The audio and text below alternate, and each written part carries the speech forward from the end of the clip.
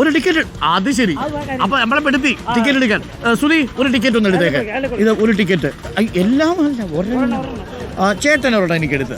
ആ, എത്ര കാലമായിട്ട് കച്ചവടം ചെയ്യുന്നു? 20 കൊല്ലമായി അല്ലേ? എന്നെ കൊണ്ട് എന്താ ടിക്കറ്റ് എടുപ്പിക്കാൻ കാര്യം? എന്താ കാര്യം? അപ്പൊ ഇത് നമുക്ക് ടിക്കറ്റ് എടുക്കാം അല്ലേ? ഞാനും ഒരെണ്ണം എടുക്കാം. ഞാനും ഒരെണ്ണം എടുക്കും. ഓക്കെ, എടുത്തു. ശരി, കാര്യമുണ്ട്. എന്താ കാര്യം? പറയാ. അയ്യോ, എന്റെ കൈ കൊണ്ട് ഞാൻ അങ്ങോട്ട് എടുത്തു തന്നാണോ? അത് ശരി. എന്നാ പിന്നെ ഒരെണ്ണം ഞാനും കൂടെ എടുക്കാം. ഇതടിച്ചാൽ ഇതിന്റെ പാതി ചേട്ടനാ. അപ്പൊ അടിച്ചാൽ കാണണം. അപ്പൊ ശരി. അപ്പൊ ഇതിന്റെ പൈസ എത്രയാ നമ്മൾ കൊടുക്കണം? എത്ര ഒരെണ്ണം? 40. അപ്പൊ ചേട്ടന്റെ പൈസ കൂടെ ഞാൻ കൊടുക്കാം. അല്ല, കുഴപ്പമില്ല. ഇരുന്നോട്ടെ. 120 കേട്ടോ.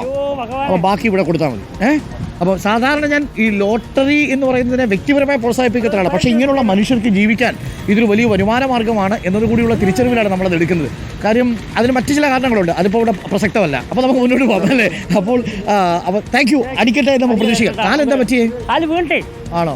എൻ്റെ കൈ കൊണ്ട് ലോട്ടറി എടുത്തോളൂ. ദൈവം ഇനി അടിച്ചില്ലെങ്കിൽ എനിക്ക് ടെൻഷൻ ആവുമല്ലോ. അതല്ലേ പ്രശ്നം. സ്വപ്നം കണ്ടോ? അപ്പൊ ശരി, താങ്ക് യു. എന്തായാലും അപ്പം 3 ലോട്ടറി ഞങ്ങൾ എടുത്തിട്ടുണ്ട്. ഒരു ലോട്ടറി നമ്മുടെ കയ്യിലുണ്ട്, നമ്മുടെ സുധിയുടെ കയ്യിൽ കൊടുക്കുന്നു. സുധി ലോട്ടറി സൂക്ഷിച്ചു. അപ്പോൾ നമ്മുടെ വാർത്തായാത്ര തുടരുകയാണ്.